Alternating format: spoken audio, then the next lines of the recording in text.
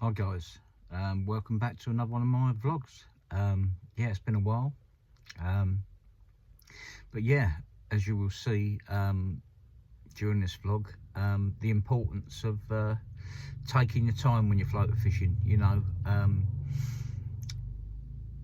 You must get the confidence up. I think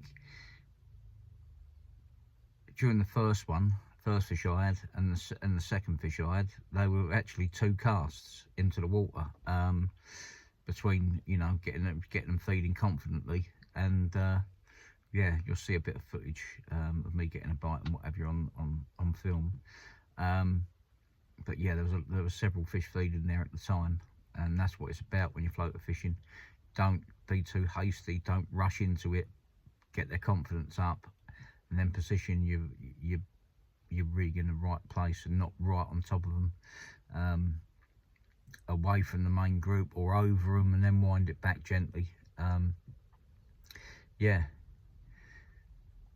and you know, during that I didn't expect to film. I didn't even know I had my camera gear in the bottom of my barra, because you know, where I've been fishing there's no vlogging or anything allowed, so I didn't even have a clue I had it on me. It wasn't until I needed something in the barra that I realised, and that sadly was after I'd already caught one. But yeah, I hope you enjoyed the video, and yeah.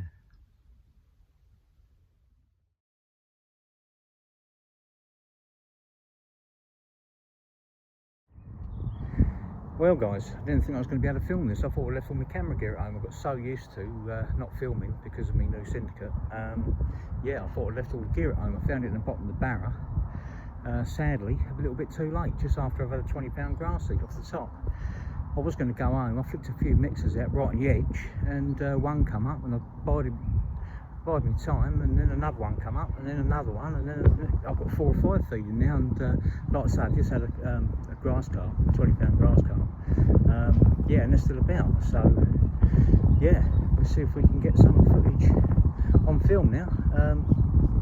Fingers crossed we do. Yeah,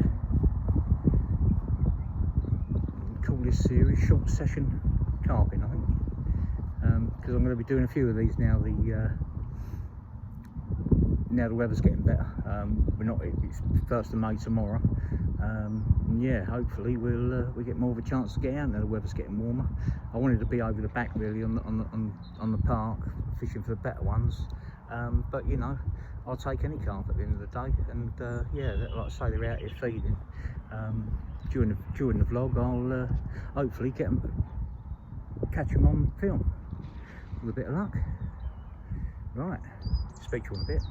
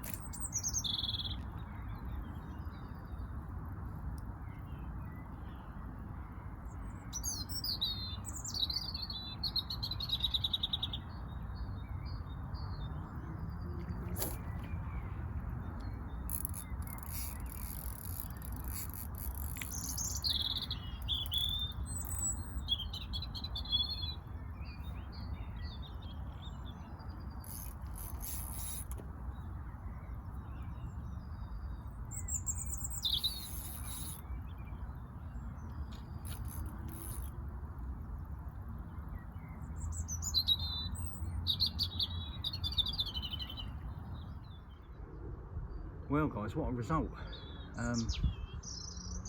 yeah, wasn't expecting much, to be fair. Like I said earlier, I was, you know, very tempted to go home.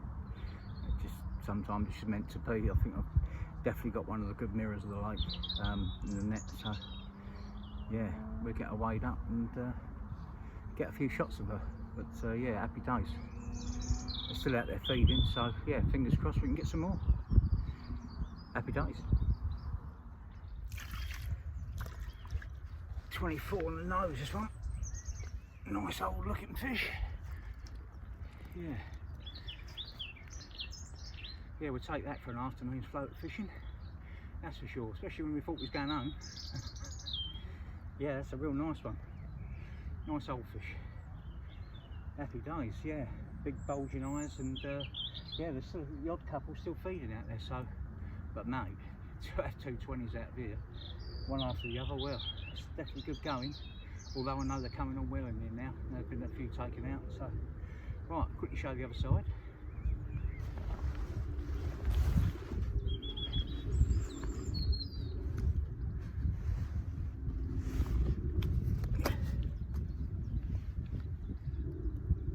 There he is, the old warrior.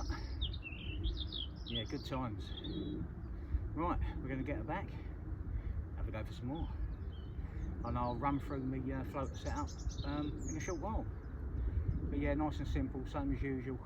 Braided hook length like I always use. There's no shine on the braided hook length at the end of the day, and yeah, it definitely helps. Right, we're going to get her back. Right guys, just going to quickly run through the setup I'm using. Nice and simple. Mixer straight on the hair, sorry, straight on the hook. Soften them up in the margins, straight on the hook. Yeah, size 8 mixer hook to a 29-pound Herculine braid, moistened up with Vaseline so it lays across the surface nicely, nice and out straight, to a nice 15-gram controller float. Nice and simple.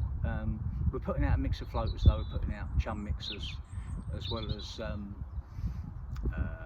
some krill floaters, some mini riser pellets. Yeah, so yeah, there's plenty of options out there for them. But yeah, the wind's getting up now, and yeah, they're not so inclined to come up sadly. But yeah, fingers crossed they will. But yeah, I think I'm going to bring a bottom rod with me next time. I think that'll be worth it as well, you know. Yeah, we'll see. There's still a few about. I reckon if we just bide our time, you know, wait, give it another hour. If we can get another one, that'd be great. But I'm more than happy with a few hours out doing a bit of stalking to have one. Let alone two, you know, two 20-pounders at that. You know, well, like one of them was a grass carp, but the other one was a cracking 24-pound mirror that I hadn't caught before. So yeah, that was they were welcome. So right, more watching the water. Hopefully we would have caught them on film earlier, taking floaters, but we'll see. Right, I've just noticed a couple coming up, so I'm going to get back to it. Speak to you in a bit. Well guys, not what we're after, but a giant grass carp. That's a real good fish, that one, for a grass carp. But yeah, we'll get her out and see how big she is. I hope you enjoyed the video, guys. Yeah, there's going to be a fair few more, should I say, short session videos. Now the weather's getting better and the evenings are starting to draw out. We're only up at the beginning of May, so yeah, hopefully there's going to be a few more when I can manage to get out stalking in the evenings. Hopefully I'll get out once or twice a week, or at least once a week. Yeah, and yeah, not just float fishing but bottom fishing, and you never even know, maybe even doing a proper bit of float fishing. Yeah, and you know,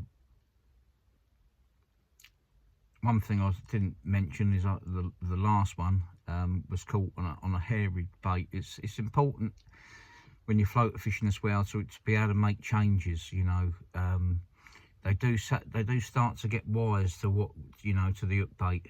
So it pays to swap and change.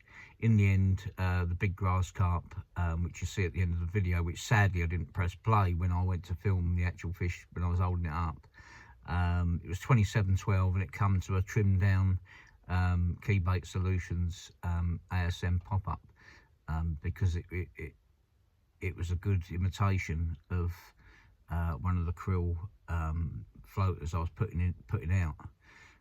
So yeah, it definitely pays to swap and change hook baits, and the way you present them, you know, i.e. on the hook, on a hair.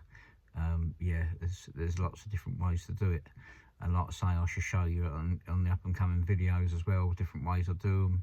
Yeah, bottom fishing, and probably do a bit of fishing with the bait spoon. Yeah, and yeah, you know, creeping up on them and hopefully catching them, dropping rigs on bubblers and stuff like that. And obviously we're going to have the river coming up and what have you. So yeah. Oh, another thing I want to touch up on as well, a lot of people say, you know, how comes you've joined Sharp Tackle, this, that and the other. It was an obvious one for me. Their tackle they do is as good as the top brands. Their hooks are sharp. You know, the hook link materials, although they've only got a few at the moment, they're quality. Everything they do is you know, put thought into. And yeah, and I'm against all this charge as much as you can, and Sharp Tackle ain't like that. They're sensibly priced, and they're priced for everyone, so everyone can go out and buy it. You know, you don't need to spend your 14-15 quids on a spool of braid or any sort of hook link. You don't need to pay your £5 a packet of hooks and stuff like that. So give them, you know, look them up, guys. You know, you'll be impressed with the products they've got, that's for sure. And yeah, one thing's for sure, we'll be seeing you on the bank again soon. Thanks for watching, guys. All the best.